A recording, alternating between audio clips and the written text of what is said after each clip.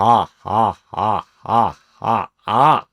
Oh, that's much better. Oh my god, hey, welcome back to my theatre-themed YouTube channel. My name is Mickey Joe, and I am obsessed with all things theatre. I am a professional theatre critic, as well as a content creator here on social media, usually based in the UK, making frequent trips to New York and elsewhere around the world to see as much theatre as possible. And sometimes interesting things happen. For example, a comedy play that I first saw in New York, I then have the chance to see again in London, which is exactly what happened earlier this week when Dracula, a comedy of terrors, made its way to the Menier Chocolate Factory. So this was an off-Broadway play. I saw it at New World Stages. It is now here in London. James Patrick Daly reprising his performance as Dracula. And this is an interesting one, especially in the modern age of theatre, because much of the show's momentum seems to be as a result of its marketing going pretty viral on social media during the New York run, which by all accounts got extended far beyond its initial Halloween-adjacent booking period.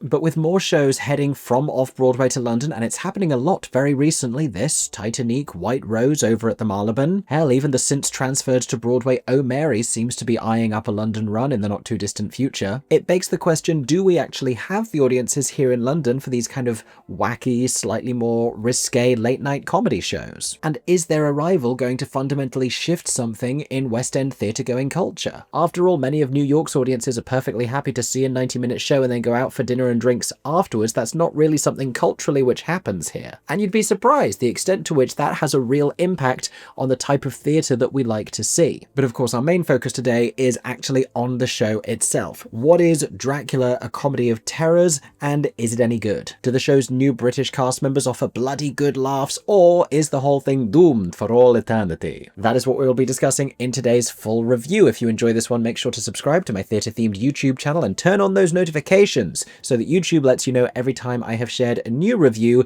theatre news, or anything else that I care to put on the internet. Alternatively, if it is easier for you to listen to my voice, then you can also find me on podcast platforms. Make sure you are following me there. And finally, if you have seen Dracula, a Comedy of Terrors, either off-Broadway or here in London, let us know what you thought of it in the comments section down below. In the meantime, here are my thoughts.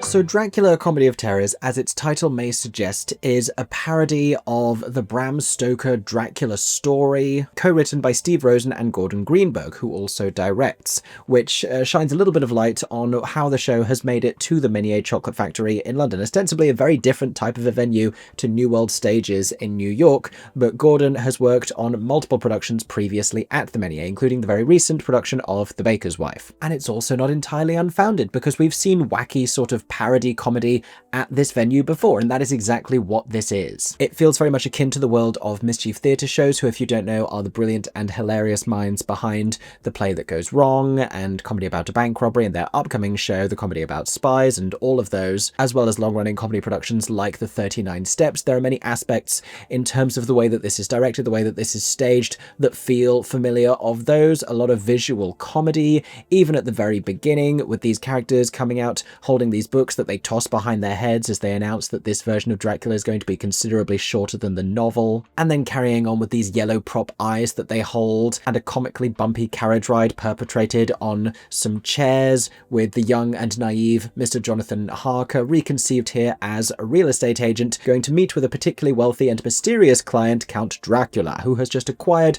multiple properties in London. It isn't until he sees a picture of Jonathan's fiancée, however, that he becomes entranced and singularly focused on going to win her love and also her neck. And listen, who among us hasn't felt that way at one point or another in their lives? You know how it is. You're young, you're passionate, you see a particularly defined clavicle and you think to yourself, my god, I bet their blood tastes fantastic. There's actually a particularly great joke here in the script, and I don't want to spoil too many of these lines for you, but Dracula comments to Jonathan that Lucy in her picture looks like she might be a B positive, and he replies that she's always been quite the optimist, which is pretty much the height of the wit that we attain. A couple more words on the visual comedy with which the thing is staged. One of the best gags is the repeated use of sprayed mist to create fog, never used more effectively than when it is punctuating the very first entrance of Dracula. played by James Daly, reprising his performance from New York here in London. And his arrival is really the first clue that this is going to be a different take on Dracula, that it's not just this mischief 39 Steps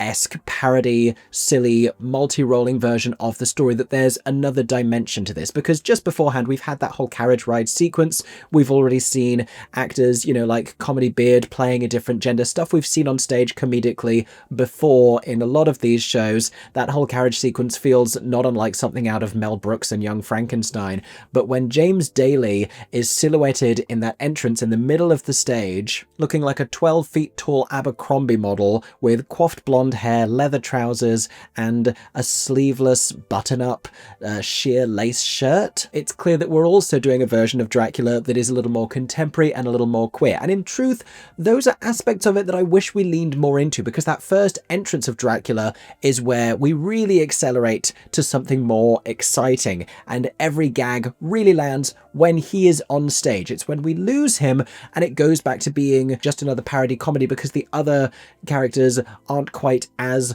updated to the same anachronistic modern sense, that it gets a little bit less exciting to me. And that brings us, I guess, to my biggest complaint about this admittedly very nice and very funny production. I enjoy this. I don't know that I needed to see it even a second time in my lifetime, because it's admittedly very funny, but in its best moments, it indicates to you the better version of itself that it could be. Something that is a little more overtly queer throughout, that speaks to that more consistently, that's a little more wild, that's a little sexier even. It's the moments where it's been infused with a contemporary energy that I think it's at its best. And I understand just putting that in the character of Dracula and not in any of the others, because he represents a different lifestyle and he is so foreign to them in multiple senses, and he represents hedonism, and so having them all be slightly more classic interpretations of these characters, but goofy and animated and ridiculous, and having him be the one who, is walking around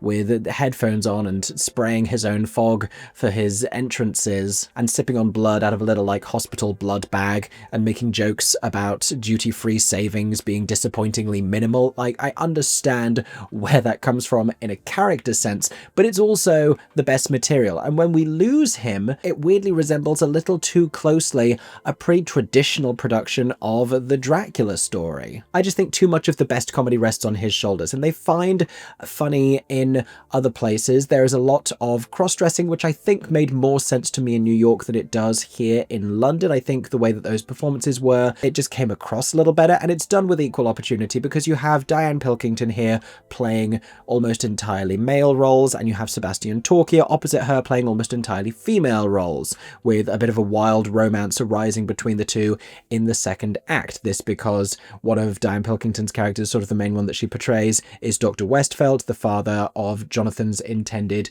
Lucy and her nymphomaniac sister Mina, who is unlucky in love, while Sebastian Torkia, for the most part, when he isn't playing Mina, plays Van Helsing, conceived here as a female character who does not take kindly to Dr. Westfeld's misogynistic remarks and lack of faith in her abilities. It won't surprise you then that the two are ultimately impressed with each other and begin about a later-in-life romance. But you also have to question, how funny would this material be if it wasn't being done by a woman in a bald cap and a man in a wig?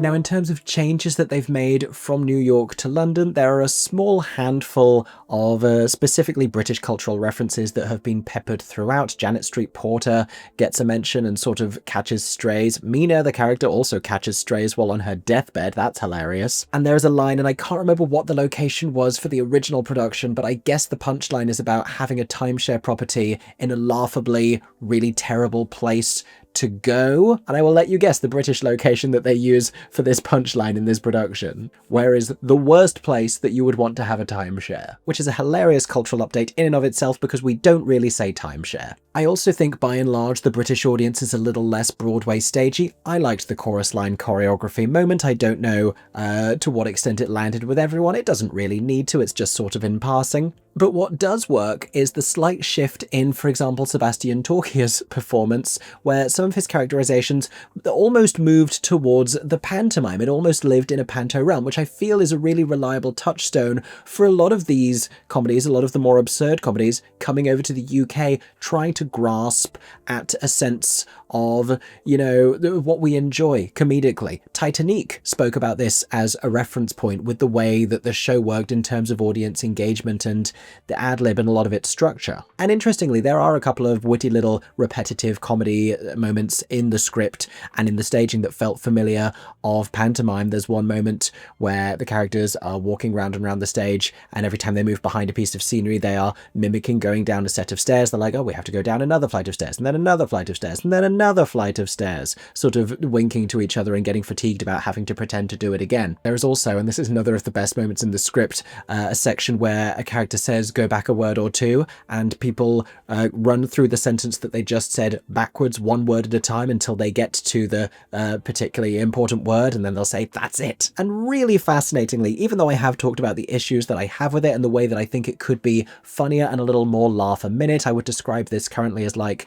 on average, you laugh every 2.5 minutes. But I do think that there is a dramatic level on which this works in quite a deep way. Stay with me here, I have a thesis. Because if we go back to the Bram Stoker Gothic horror, so many of these stories existed to pose and answer questions. Mary Shelley's Frankenstein being an example of what might society look like if, what was understood to be the primary purpose of women at the time, giving birth to children, was made obsolete. Bram Stoker's Dracula posing the question, what would happen if we can't keep our women safe? Honestly, in so many of these, they were just really weird about women, and that's not the entire thing, but it's an interpretation.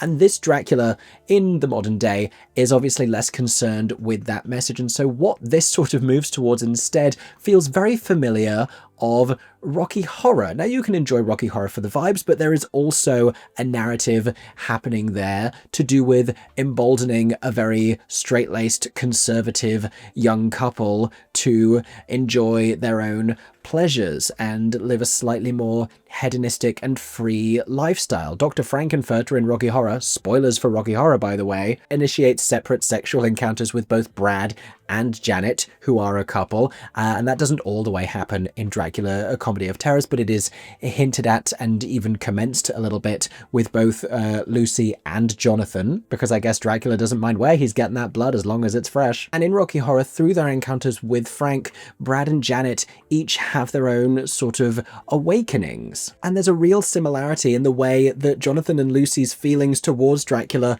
may have shifted in line with how Brad and Janet feel about Frankenfurter at the end of Rocky Horror. There's a real proximity of the two there. And so it feels here like Dracula, with this more modern sensibility, with this queer identity, may be a sort of a catalyst for Lucy and Jonathan to not only unlock things in their relationship that are a little bit stuck and resolve communication issues that they are having, but also allow them both to be more realized and happy versions of themselves, which ultimately they are. That part I like, and I wish we could lean even more into that and even more into this slightly dangerous idea of the attraction that they do have towards Dracula, rather than it going weirdly Great Gatsby in the second act, where he's just like so devoted to Lucy, Dracula that is, and he's just hopelessly in love with her and becomes foolish with it. And much as I enjoy the scene that he has with Jonathan, which culminates in the two of them kissing, it's a very long one-to-one that contains really almost no laughs, and it's just a long time in this kind of a comedy to go without at least a giggle. Let's carry on and talk a little bit more about these characters and these performances.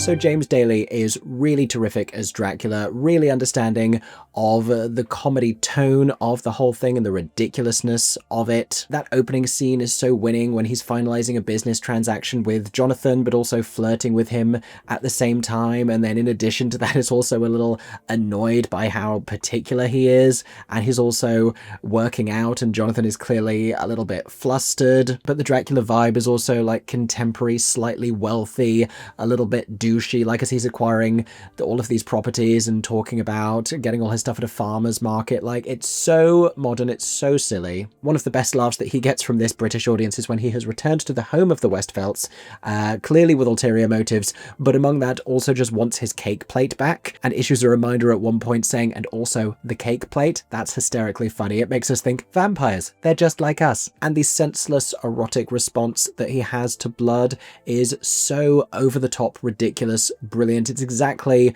where this show succeeds. Another of the best additions to this cast, Charlie Stemp as Jonathan. This role was played by Andrew Keenan Bolger in New York, who I thought was very sweet and was very charming in it, but Charlie works on a very different level because it feels a little less contrived, because he feels a lot more at home, firstly in a natural British accent, but also in this very particular and prudish and squeamish little British characterization. It feels less contrived, and so Jonathan, by extension, feels like a less obnoxious character for the beginning portions of it when he's having that interaction with Dracula that culminates in a kiss. It does feel like there's a real intrigue to it. That's played very well. And then he has a whole transformation later on. Spoiler alert here if you don't want spoilers, but we get to see the vampire side of Jonathan, which Charlie does so brilliantly. He turns into like a British rock character. It goes a little bit Mick Jagger here. Honestly, this was something I had no idea how Charlie Stemp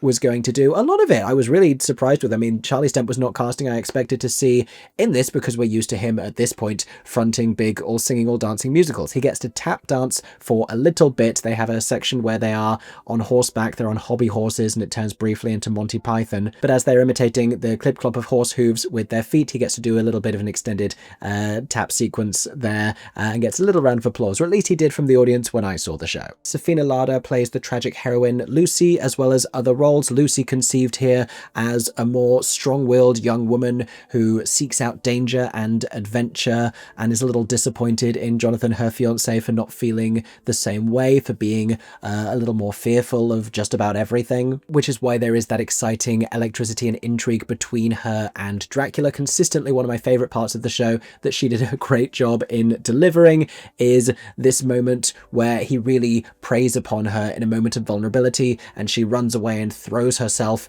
at the wall and manages to very visibly undo her own nightgown negligee and is sort of tossing herself in a very heaving gothic horror heroine type of a way that's like 2% Total Eclipse of the Heart Bonnie Tyler music video. I do think that there's a version of that that could be even more knowing, and interestingly, I enjoyed her performance in this, but I enjoyed her as other characters more so than as Lucy. I think this is a character that begins to grate on me a little bit, unlike her sister Mina, who is hysterically funny the entire time. Mina is played as a drag character by Sebastian Torkia, the joke being that, you know, Lucy is the beautiful, successful, intelligent one, and Mina, as she says, got all of the recessive genes, making her now really desperate for love and connection, so she is throwing herself at just about every other man at the engagement party. Sebastian Torkia characterizes her with this real manic energy and lands every single line. That's a character that I really enjoy, more so than the Van Helsing character that we see in the second act. That's the one that I question how much of this would really be funny if it wasn't a drag character, but Mina, I love. Then we have Diane Pilkington, another one I was really surprised to see in this cast, because this is not the usual show that we see her in. This is not the usual role that we see her playing on stage. She plays, as they all do, multiple characters in this, and mostly male characters. The most impressive feat of which, and she has to do this a few times throughout the play, is her ability to quickly transform and quick change between multiple characters. She will fall out of one window and then a prolonged scream is heard when in reality she's running around the back of the set and emerging in a different costume saying, "I thought I heard something, what's going on?" That gets a huge round of applause. This happens a couple of times, culminating in, and this is a little disappointing honestly, a sequence where she has a conversation with herself on stage and is just throwing different wigs over the top of her head, because it's a little bit more slapdash, and I get that it's happening right in front of us, so there's only so much you could do.